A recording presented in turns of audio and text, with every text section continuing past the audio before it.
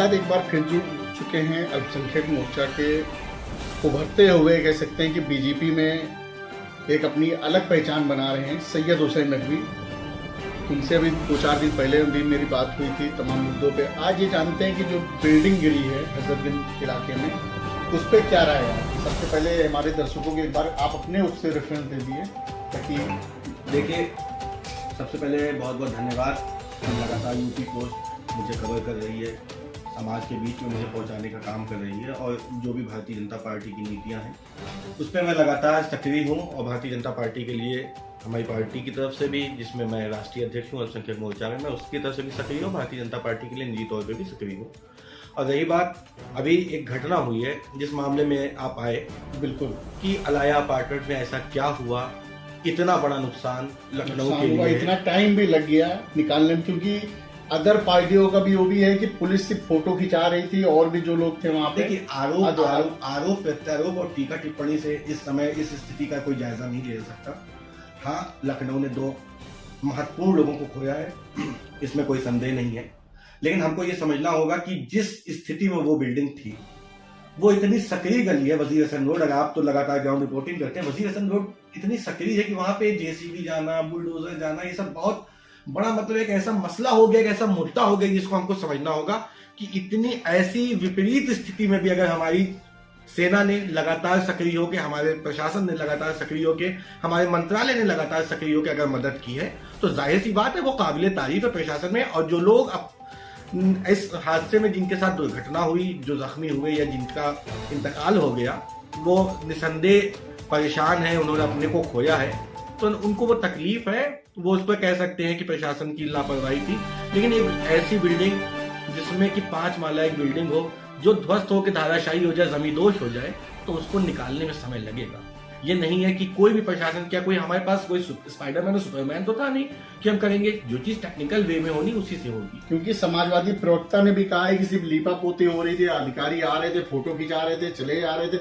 अगर और भी जल्दी वहां पे कोशिश की गई होती तो जो उनकी माता हैं और वाइफ हैं, तो ये ऐसा ना हो। देखिए, हैदर साहब का जो गुस्सा है वो जायज है। उन्होंने अपनी माँ को भी खोया है। आज से 2 महीने पहले मैंने भी अपनी माँ को खोया, तो मुझे मालूम है कि माँ का दर्द क्या होता है। उन्होंने अपनी पत्नी को खोया है।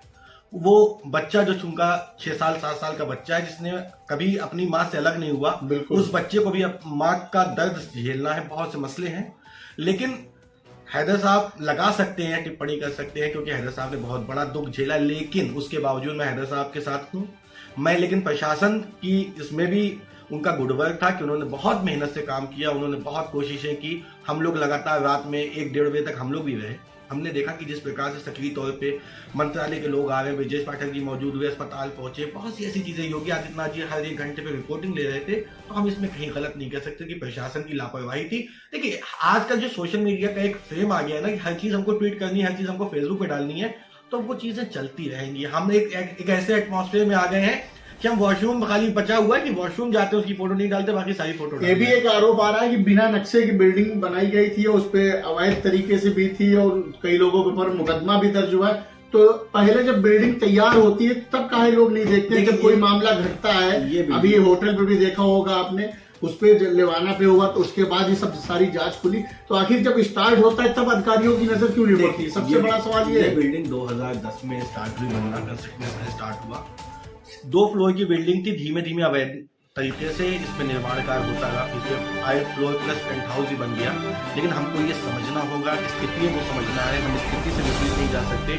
हाँ, इसमें प्रशासन के जो लोग संलिप्त हैं, मैं आपके मीडिया चैनल के माध्यम से और आदरणीय योगी आदित्यनाथ जी को, जैसे आपके हर वीडियो को ट्वीट किया जाता है योगी ने, कि जो सरकारी अधिकारी इसमें संलिप्त हैं इनको बाकायदा जेल भेजा जाए, ताकि समाज को एक संदेश मिल सके। और यजदा बिल्डर की 10 अवैध बिल्डिंगों का जिक्र लगातार सोशल मीडिया पे, इलेक्ट्रॉनिक मीडिया पे चल रहा है। तो यजदा बिल्डर्स की अगर ऐसी और भी कई बिल्डिंगें हैं, तो या तो उनके ध्वस्तीकरण का काम हो, ना हो सके तो कम से कम उन अपार्टमेंट्स को बचाया जा सके, उनका निर्माण का लेवल देखा जा सके कि क्या वो स्ट्रक्चर लेवल पे उसमें बनी है, क्या वो नक्शे पास है, क्या उन्होंने किस तरह की ये। और मैं खाली यजदा बिल्डर को ही नहीं अंकित करूंगा, उत्तर प्रदेश भर में जितने भी ऐसे बिल्डर्स हैं जो बिल्डिंग्स बनाते हैं, इनकी गुणवत्ता की जांच होनी चाहिए। और अगर इन्होंने अपने पैमाने को सुदृढ़ रूप से काम नहीं किया है तो ध्वस्तीकरण कीजिए, क्योंकि ये बुलडोजर की सरकार है, इसमें किसी का भी सहयोग नहीं मिलेगा। इसमें गलत के साथ सिर्फ सजा दी जाती है और गलत को सजा देना हमारा सब समाज के चैनल के माध्यम से सूचना है। आज 26 जनवरी है, गणतंत्र दिवस है, आज इस पे क्या कहना चाहेंगे? 2 शब्द इस पे भी। देखिए, गणतंत्र दिवस के लिए मुसलमानों से मत पूछिए कि मुसलमानों को कितना अपने वतन अजीज से प्यार है। हमारे इमाम हुसैन जिसको हम मानते हैं और तमाम अहले सुन्नत हज़रात या शिया हज़रात या जो भी हो इस्लाम को जो फॉलो करता है, उसको ये मालूम है कि इमाम हुसैन की ख्वाहिश का नाम था हिंदुस्तान। तो हिंदुस्तान का मुसलमान तो बेइंतहा प्यार करता है अपनी ख्वाहिश इमाम हुसैन से, जिस तरह से रखता है, जिस तरह से रसूल की उम्मत से प्यार करता है। हम हुब्बुल वतन मनम ईमान वाली कौम है, हम लकुम दीनकुम वलिय दीन वाली कौम है। तो हमारे पास वतन से मोहब्बत के अलावा कोई पैगाम नहीं है। आज़ादी का हमने अमृत महोत्सव भी झंडा फहरा के बनाया था और गणतंत्र दिवस कोई बड़ी शान और शौकत से मनाते हैं। आज हमारे ऑफिस में भी आप मौजूद हैं, पूरे ऑफिस का नज़ारा आप देख लीजिए, हर तरफ लगा हुआ है कि ऑफिस में भी गणतंत्र दिवस को बड़े बेहतरीन तरीके से मनाया गया, पूरे तिरंगे से सजा हुआ ऑफिस है। तो हम अपने वतन अजीज से बहुत मोहब्बत करते हैं और हिंदुस्तान का प्रत्येक मुसलमान करता है। हमारी मोहब्बत वतन पे जो उंगली उठाता है वो अपनी चरित्र पे उंगली उठाता है, क्योंकि हिंदुस्तान के मुसलमान ने आज़ादी में भी जो रोल अदा किया है वो दिल्ली की दीवारों में अंकित है। बहुत बहुत धन्यवाद कीमती समय देने के लिए। ये थे भारतीय जनता पार्टी के उभरते हुए युवा नेता और संख्यक मुस्लिमों के लिए लगातार आवाज भी बन रहे हैं, कैमरामैन